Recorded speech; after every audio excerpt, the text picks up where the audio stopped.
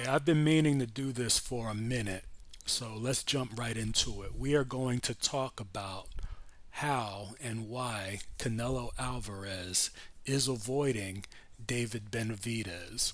And I didn't always feel this way, and I have wanted to give Canelo the benefit of the doubt for a really long time. But let's talk about when this matchup first started to become viable. That would have been sometime around 2021. I don't have Box Rec here with me, so for all of my Box Rec enthusiasts, if I don't have everything exactly right, feel free to correct me in the comments because I certainly don't know everything that there is to know. And I just wanted to get this content out there. But anyway, so Canelo unifies or becomes undisputed at 168, and David Benavidez is the youngest super middleweight champion ever. So we all know about Benavidez's problems where he had missed weight, where he had failed a drug test or what have you. So for a long time, the Benavidez critics got a lot of mileage out of that fact that Benavidez had missed weight and the fact that he had failed a drug test. They said, well, it's Benavidez's fault that he lost his belt and therefore he should not have a shot at Canelo or he's not entitled to it. And that made sense for a while, I will admit. It made sense for a while. However, Benavidez at some point decided to take the lead as far as making himself a prime candidate to fight Canelo. And I know I'm going to get some pushback on this. And by all means, please engage. Please tell me why I'm wrong in the comments if you have pushback. But there came a point where I'll say that around 2022, there were three main candidates who were vying for Canelo. And again, I don't have Box Rec here with me, I don't have it memorized, but to the best of my recollection, and this is in no particular order, there was David Benavidez, there was Caleb Plant, there was Jermall Charlo, there was Demetrius Andrade. Those, I would say, were the four prime candidates who were vying for a shot at Canelo. And yes, Caleb Plant did get his shot and he had lost, but he was vying for a rematch or looking to position himself for a rematch. So I guess if I had to pare it down to three, if you want to say that Caleb Plant had his shot, then fine. We can say that it was, and again, in no particular order, it was David Benavidez, it was Jermall Charlo, it was Demetrius Andrade. So Benavidez basically decided, instead of sitting and waiting, he decided to go after the other fighters who were looking to face Canelo around that time. So Jermall Charlo was a lead candidate, but he's been extremely inactive, and at this point, I see him as a part-time fighter and almost semi-retired because he had gone an extended period without fighting. But anyway, Benavidez tried to fight him, and Jermall Charlo seemed pretty lukewarm to the idea at best. So then people said, well, you know what? Maybe Benavidez should fight Demetrius Andrade because Andrade had been pursuing a fight with Canelo for the longest time. And we all know this.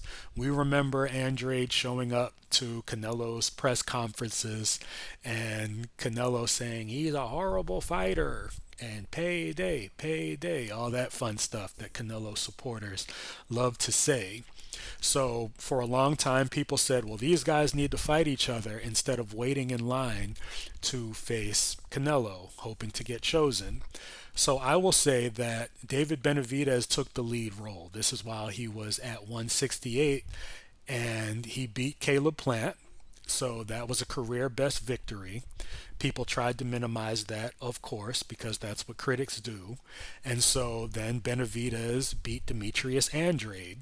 Now, that was seen as a tough fight going in. However, because Benavidez was dominant, then the critics began moving the goalpost as per usual, and all of a sudden Andrade was washed up and what have you. But my point is that Benavidez started picking off the other fighters who were looking to fight Canelo. So, for the critics who said, well, he needs to create his own legacy, I would say that he really started doing that, starting with the Caleb Plant and Andrade fights. Now, to be clear, people do dismiss his earlier victories. They'll say that Anthony Durrell was washed up or David Lemieux was washed up, but those guys were in the top 10 range when Benavidez fought them.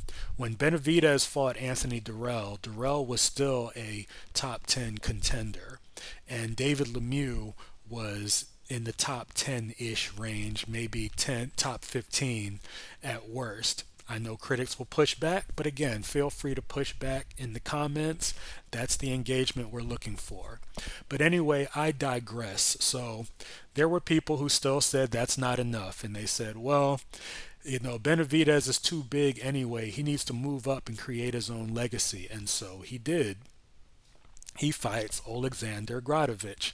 Now, I know Gradovich had been retired, but he did come back with some victories. They were decent victories. They weren't elite level victories, but Gradovich had already come back. So he was knocking the rust off, and honestly, he showed up in amazing shape, and it was Benavidez's first fight at light heavyweight. So Benavidez wins. It was a little tougher than expected.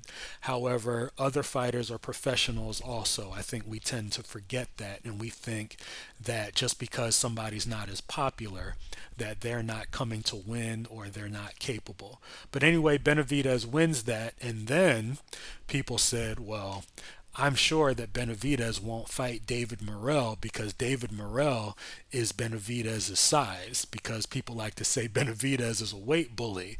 So he fought another quote unquote weight bully. I don't believe in that concept, but that's another story. So David Benavidez actually fought David Morrell because many people thought that Benavidez would do to Morrell what Canelo did to Benavidez, but Benavidez, true to his word, he gave him a shot. And for those talking about Artur Beterbiev and Dmitry Bivol, those two are tied up in a trilogy now. It's a now trilogy, so they've been tied up fighting each other. So if you go down the line at light heavyweight, it was Beterbiev and Bivol seen as 1A, 1B. And then you had Benavidez, and then you had David Morrell, and Benavidez fought David Morrell. And it's funny how Morrell was a threat. Initially, he was a threat until he wasn't. And since Benavidez won, now the critics have started saying that Morrell was nothing more than an overhyped prospect. However, I will say this, if it's not the narrative going into the fight, then I don't really want to hear about it after the fight. A lot of times people tend to move the goalpost, but again, that is another story. So now here we are. Canelo is saying he doesn't want to fight David Benavidez, and Canelo supporters will say, well, Benavidez hasn't fought anybody. But as I just illustrated, he has fought people. And I would pose this question for those who have a problem with Benavidez's resume. If you look at the other names that you're mentioning as potential opponents, look at Jaime Munguia. Does Munguia have a Caleb Plant or a David Morrell on his resume? No, he does not. People mention Christian Mabili. Hopefully I pronounced that correctly. Does Mabili have a Caleb Plant or a David Morrell on his resume? No. So then you could look at a Diego Pacheco. And to be fair, these are young fighters who are still building their own legacy, but I'm just making a point. Does Pacheco in his young budding career have a Caleb Plant or a David Morrell on his resume? No. So we look at the people who have either been in the running to fight Canelo, or we can even look at those who did fight Canelo. There are some people who were so much hardcore critics of Benavidez that they started elevating Jaime Munguia. Munguia was carefully guided to Canelo. Munguia fought for 0 titles at 160, and he was carefully guided to a shot at Canelo at 168. And the question is, who did Munguia beat? Does Munguia have a Caleb Plant or a David Morrell on his resume? No, he does not, yet he got a shot at Canelo. However, one could argue that Munguia had a whole bunch of fights, and he did win a title at 154, even though he never fought for a title at 160, and he notoriously avoided taking his shot at Demetrius Andrade at 160. But I digress. So Munguia was guided towards Canelo. And then we have Edgar Berlanga. He of the 16 or 17 fight first round knockout streak that he had going on. But as soon as he stepped up in competition, the knockout stopped. Does he have a Caleb Plant or a David Morrell on his resume? No, he does not. So a lot of these fighters did not have to clear the hurdles that David Benavidez has had to clear. But for some reason, every time Benavidez clears a hurdle, the critics want to move the goalpost and say, well, he needs to create his own legacy. Meanwhile, take a look at what everybody else has done.